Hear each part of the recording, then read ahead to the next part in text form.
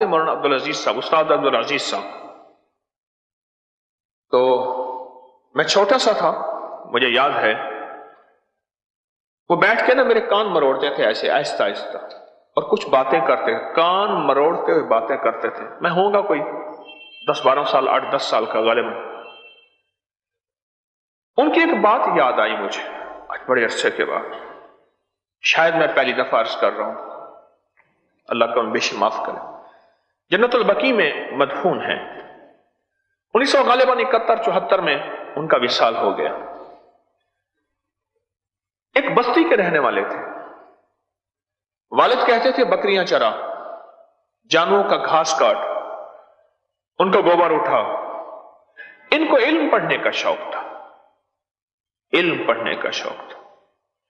وہاں ایک صاحب علم تھے، ان کے پاس یہ جاتے اور جا کے ان سے علم پڑھتے، سبق لے آتے، پھر سارا دن بکریاں بھی چراتے، سبق بھی یاد کرتے۔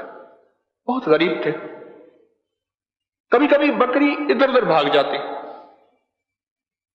کیونکہ اس لیے سارے انبیاء کو بکریاں چروائی گئیں۔ بکری بھاگنے والا جانور ہے، اور بھیڑ بیچاری سر نیچے ہوتا ہے۔ تو پھر والد مارتے بھی تھے، سزا بھی دیتے تھے، ڈانٹتے بھی تھے۔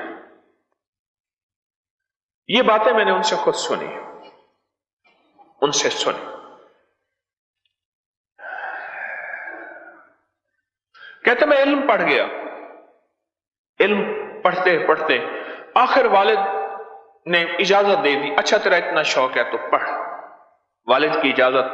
پھر میں شہر آ گیا، پھر میں نے مرغیاں رکھ لیں، ان کے انڈے ہوتے تھے، انڈے بیچتا تھا، کچھ مزدوری کرتا تھا، کوئی نوکری کرتا تھا۔ پھر یہ ساری چیزیں کر کے میں نے گھر پالا، بچے بھی بہت سارے تھے، وہ نظام بنایا۔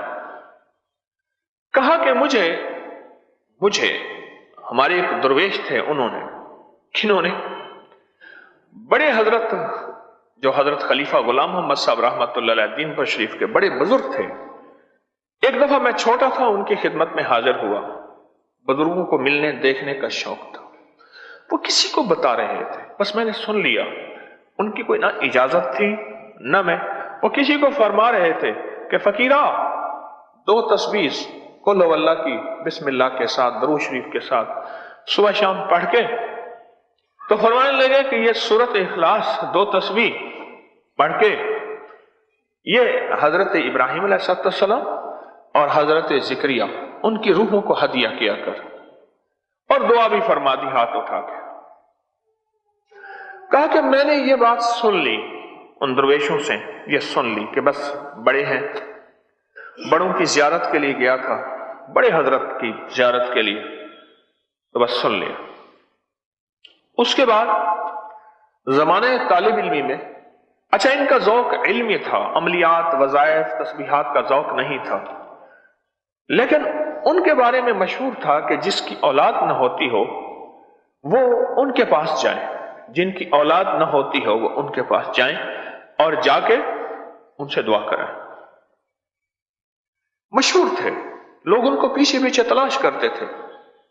پھر ان کی ملازمت سکول میں ہو گئی، میرے والد صاحب رحمۃ اللہ علیہ ان کے شاگرد تھے، تو سکول میں بھی لوگ ان کو نہیں چھوڑتے تھے، فرماتے تھے میں جس کی تنخواہ لیتا ہوں تنخواہ کے دوران ملاقات نہیں کروں گا، کھڑے رہو، چھٹی ہوگی پھر میں آپ کے لیے دعا کر دوں گا۔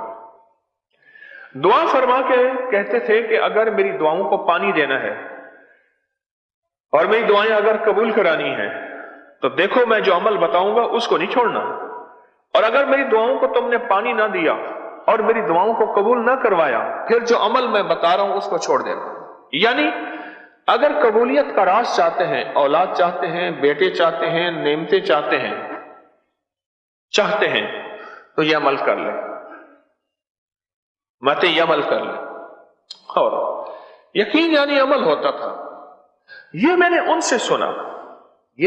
سے سنا کہ یہ وہ بتاتے تھے، دعا فرماتے تھے۔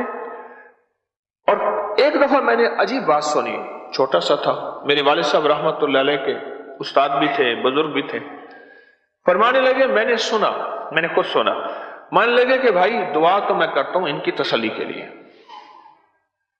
اصل میں دعاؤں کے لیے کہتا ہوں حضرت ابراہیم اور حضرت زکریا کو۔ ہاتھ اٹھا کے کہتا ہوں کہ حضرات میں ہاتھ اٹھا رہا ہوں، آپ کو یہ اعمال کا ہدیہ کرے گا اور میں بھی آپ کے لیے ہدیہ کرتا رہتا ہوں۔ فرمانے لگے میں بھی ان کو ہدیہ کرتا رہتا ہوں تاکہ کوئی الیک سلیک تو ہو، الیک سلیک، دعا سلام، کوئی ہدیہ کے ساتھ بندہ جائے، منہ کھاوے آپ شرماوے، کوئی الیک سلیک تو ہو۔ ہم ہدیہ ہی نہیں کرتے بڑوں کو اعمال کا۔ اچھا ہم سمجھتے ہیں کہ پیر صاحب کے پاس جاؤ، مٹھائی کا ڈبہ لے جاؤ، سوٹ لے جاؤ، کوئی مرغی لے جاؤ، کوئی چیز لے جاؤ۔ ہم یہ سمجھتے ہیں شاید پیر صحیح آسن تھے میٹھے چاول کھاسن، پیر صحیح کا کام ہی میٹھے چاول کھانا ہے۔ نہیں بھائی، یعنی پیر کے پاس آئے ہیں تو خالی ہاتھ نہیں آنا۔ دنیا میں رواج ہے مال کے ہدیے کا، میں اس کا انکار نہیں کرتا، لیکن اعمال کا ہدیہ بہت بڑی بات ہے۔ اچھا مال ختم ہونے والی مٹنے والی چیز ہے، اعمال کبھی نہ ختم ہونے والی چیز ہے۔ فرمانے لگے دعا تو میں کہتا ہوں تسلی کے لیے کرتا ہوں، اور ان حضرات سے کہتا ہوں، کن سے؟ حضرت ابراہیم اور حضرت زکریا، ان سے عرض کرتا ہوں کہ حضرت میں دعا کر رہا ہوں، آپ بھی دعا فرمائیں، جیسے اللہ پاک نے آپ کو بیٹوں والی نعمتوں سے نوازا ہے، ایسے مجھے بھی اللہ بیٹوں والی نعمتوں سے ان کو بھی نواز دے، دعا کر دیتا ہوں۔ اور پھر آگے کیا فرمایا؟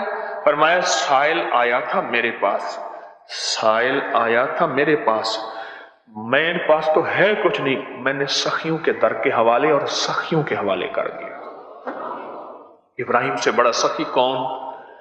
ایسے سخی تو تھے جو بغیر مہمان کے کھانا نہیں کھاتے تھے، جس دن مہمان نہیں ہوتا تھا اس دن گلیوں میں پھر پھر کے مہمان ڈھونڈتے تھے۔